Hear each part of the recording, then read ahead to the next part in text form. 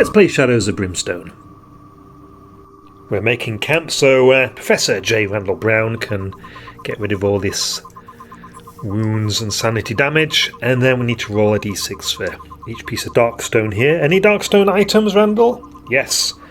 Another one for the Rune of the Traveller. So that's going to be 1 corruption hit. Willpower is 4. We pass. Poor Sadie. Okay, let's get rid of all these wounds. Now, she's got this crushed arm still. Look what's happened to her tongue. It's all wiggly and bobbly.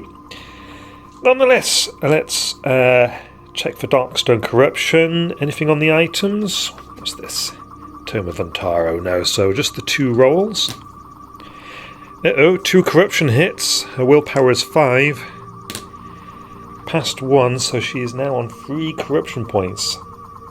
Ooh, I'm going to do 1 more corruption roll for the Darkstone bullets. Yep, she takes a hit. But passes, and we'll get rid of those now. Right, we need to pick a size of town to travel to, and I'm just going to stick to small towns for now, because that means less choices, and I get decision paralysis. I don't like having lots of choices, so we'll travel to a small town, and let's check for those travel hazards. So a travel hazard on a 4, 5 or 6 for each hero. We get there safely.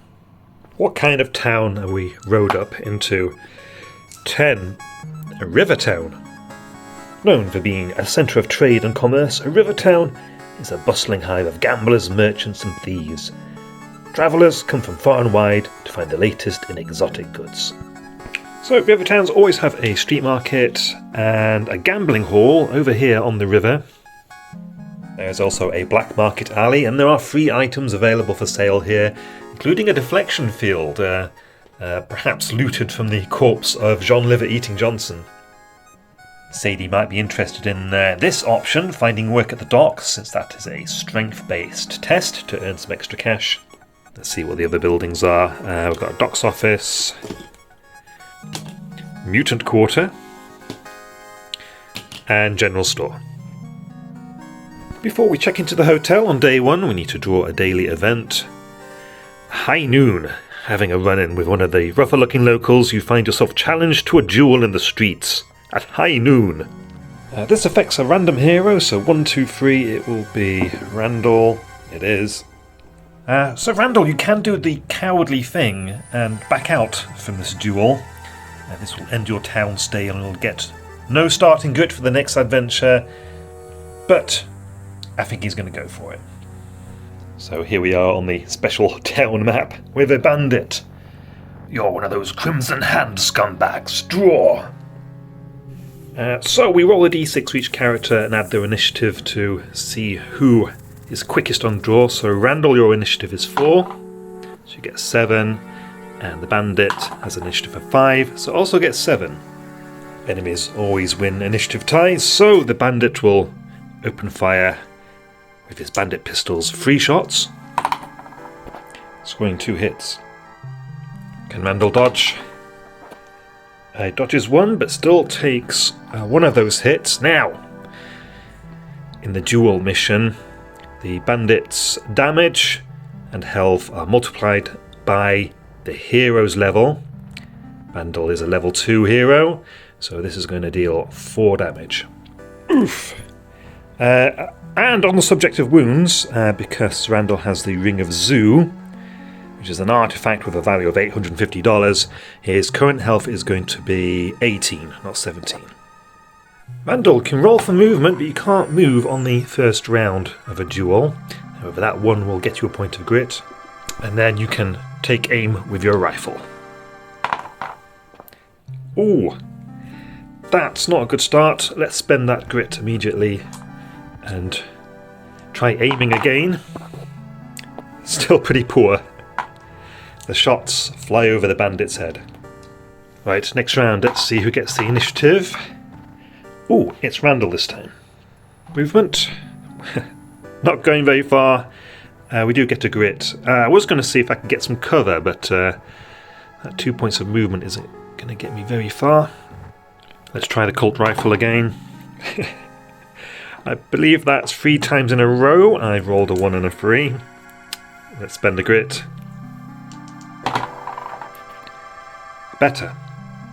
Okay, let's damage the bandit. They have a defense of 3, so the first shot deals 2 damage. We'll add 4 to that for 4 points of corruption, and of course the cult rifle has +1 damage anyway. And the second shot just thuds into the bandit's long coat. Right, the bandit moves next. We roll to see if he's going to seek cover or not. 1, 2, or 3. Yeah, so that's going to be over there, isn't it?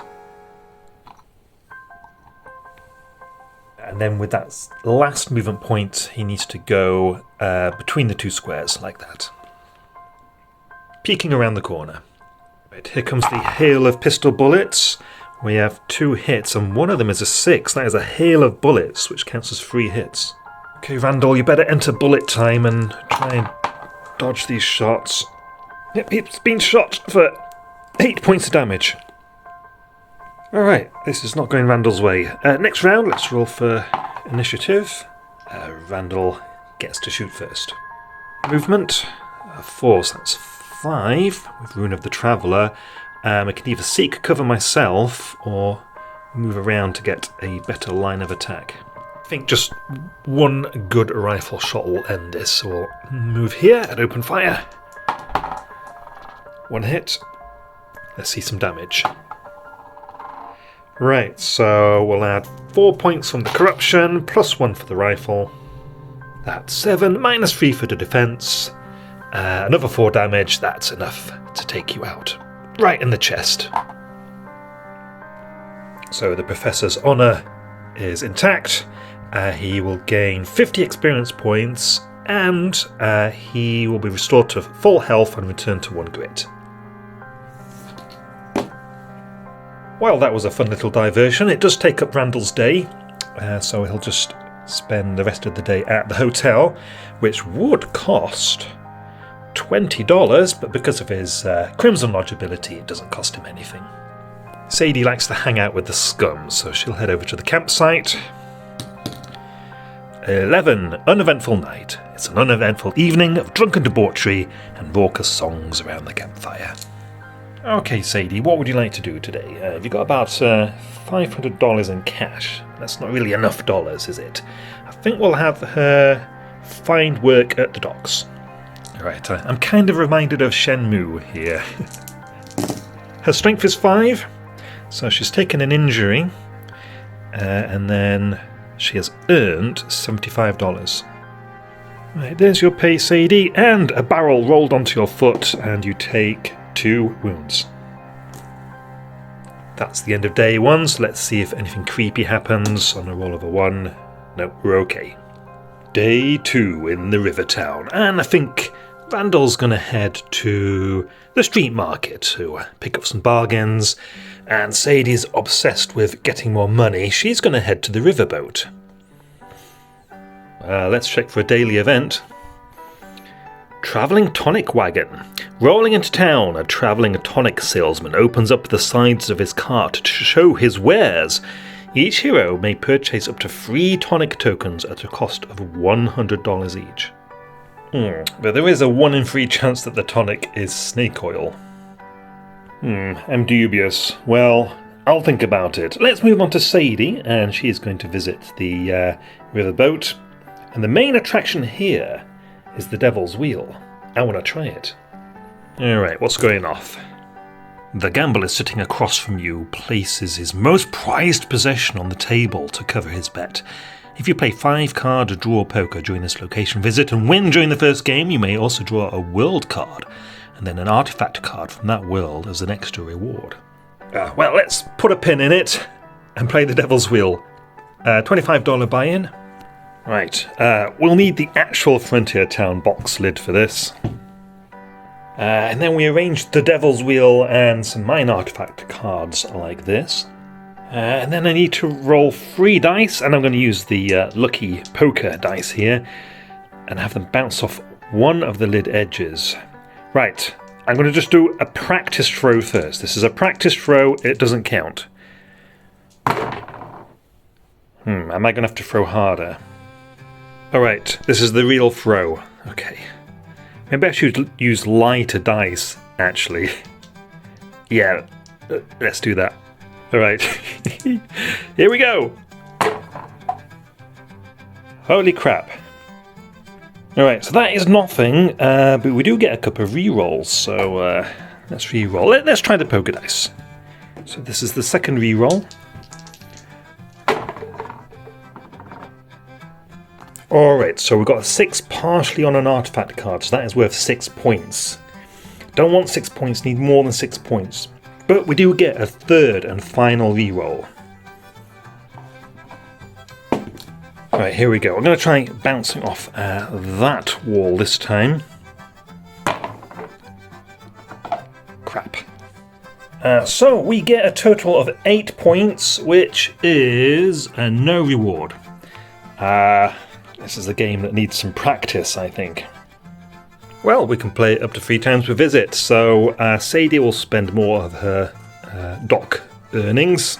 Let's go again. I don't think I'm throwing them hard enough. Alright. Now I did it too hard. Okay, second reroll. Well, that one didn't even land in the box. Alright, do we want to leave that one there? It's only worth 1 point. Now let's reroll that one. Okay, last attempt. Let's try lower down.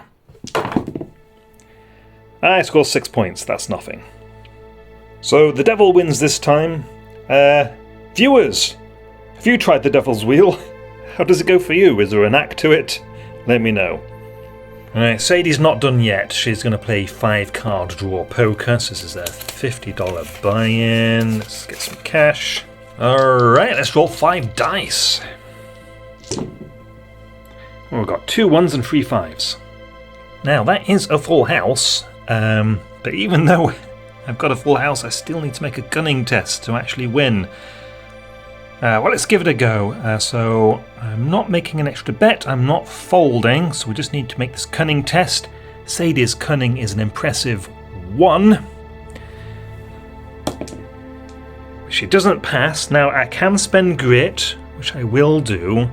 But this gives us 1 point of unwanted attention. Right, there we go. Right, 50-50, here we go. Yeah, we won. Oh, I slightly misread there. We have to make an extra bet. Well, to be fair, I'll just make it a $50 extra bet. I'll know for next time. Okay, so Sadie gains D6 times 25. Oh, that's awful. $25. Plus double your extra bet, so 125. There we go. If I'd read the extra bet text properly, I would have betted more, but there we go. That'll do. We don't come away empty-handed.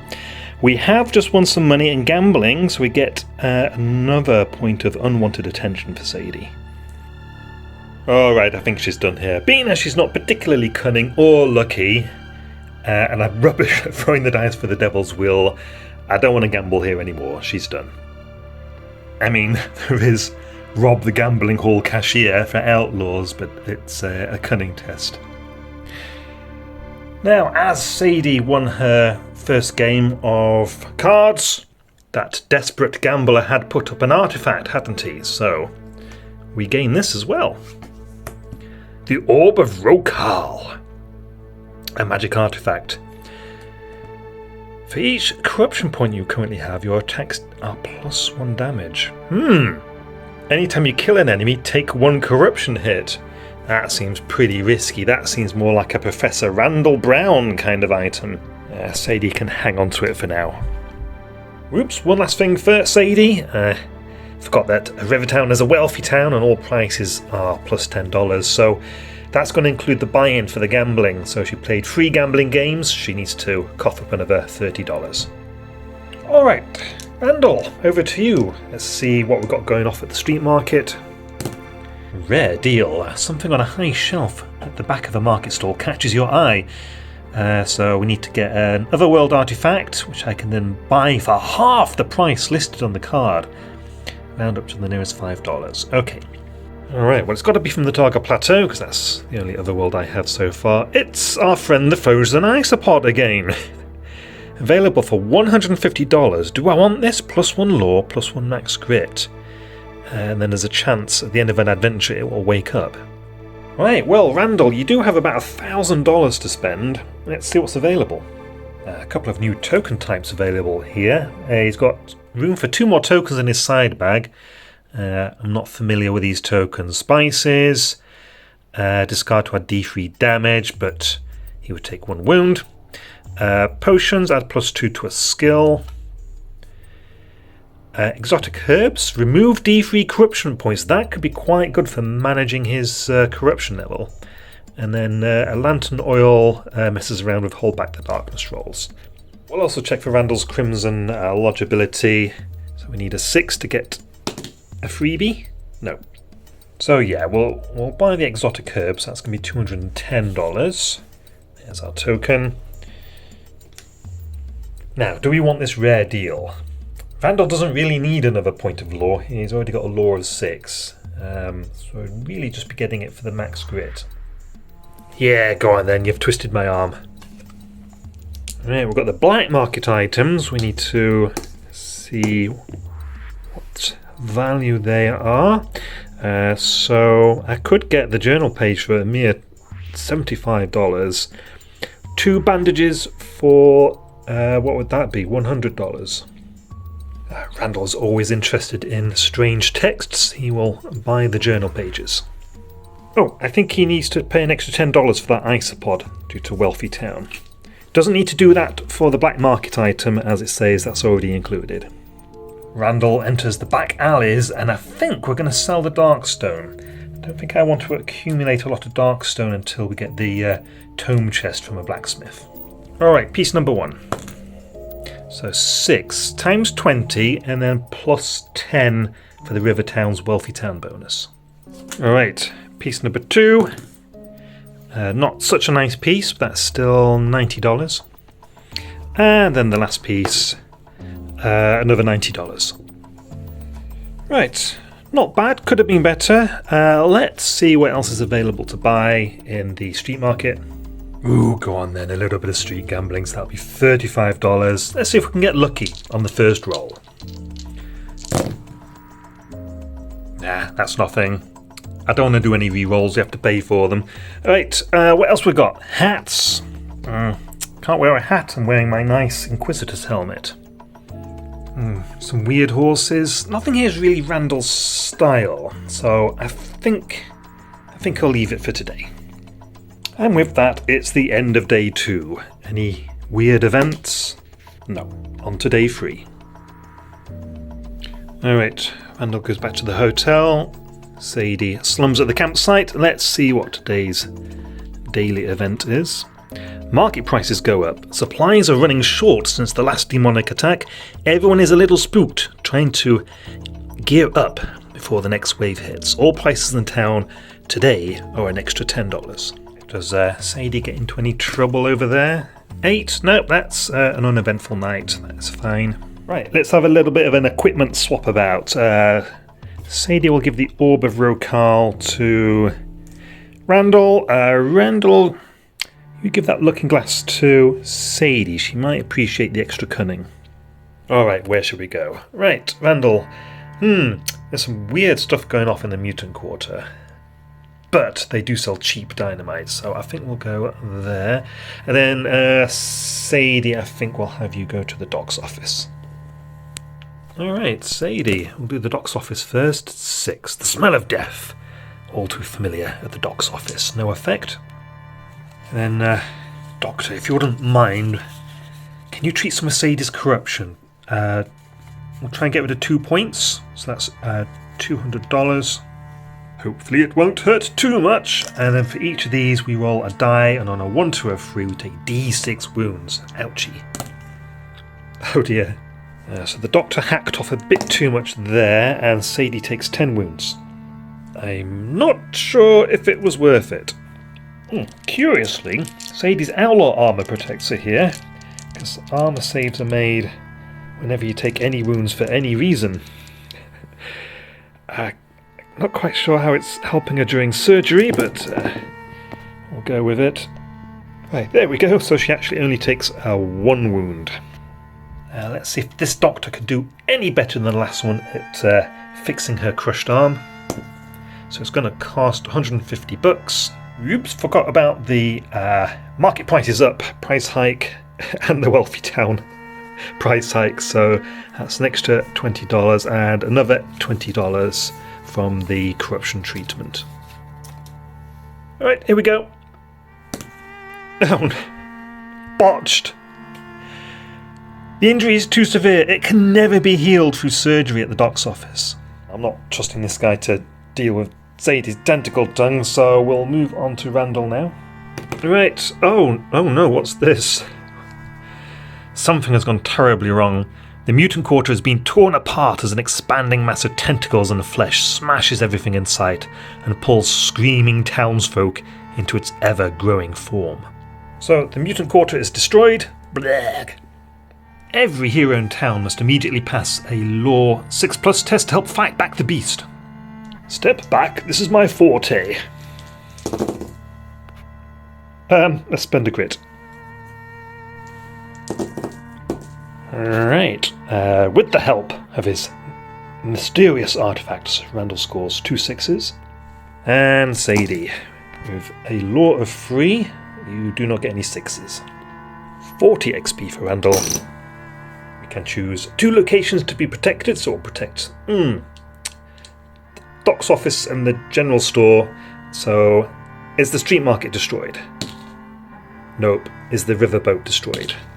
Yes, it sinks into the rushing water as the tentacles pull it under. Right, so no cheap dynamite for Randall. Let's finish the day. See if there's an event. Yes. 8. Spreading fear. Fear spreads through the town as the days grow dark and the demonic attacks are more frequent. One random town location closes up shop and may not be visited for the rest of this town stay. Oh, and the campsite dissipates, may no longer be used, and the hotel doubles their current rate. So, the owner of the general store locks up and disappears. Rats, I wanted to go there. I think this is a sign. I think it's a sign that we need to leave town. So, let's get out of here now. So, we can use river travel. So we're going to roll for 2 random missions, and we can pick one, and then we start the next adventure of 1 extra grit. Right, so I've rolled at random, and the mission choices are Frozen Expedition, and then from the Crimson Hand pack, Race for the Relics. Now, being as I've played Frozen Expedition recently, I think I'm going to try and take on the Crimson Hand. I know I had trouble dealing with the Crimson Hand with John Liver eating Johnson, but my confidence is high because both of these heroes are absolutely loaded with nice equipment, so let's give it a go. So let's make sure we're all set. We start with an extra grit, so 2 grit each. Randall takes some corruption hits from the Ring of Zoo. How many? 1 corruption hit. This ring feels a little tight. 1 corruption point. That brings him to 5 corruption, but as long as he wears the Inquisitor's helmet, his corruption resistance is 8. Sadie has some minor wounds she's bringing over with her, and her Badlands Adventure gear is replenished. Right, I think that's it for this session. Thank you very much for watching, everyone, and we'll pick it up next time with the Race for the Relics.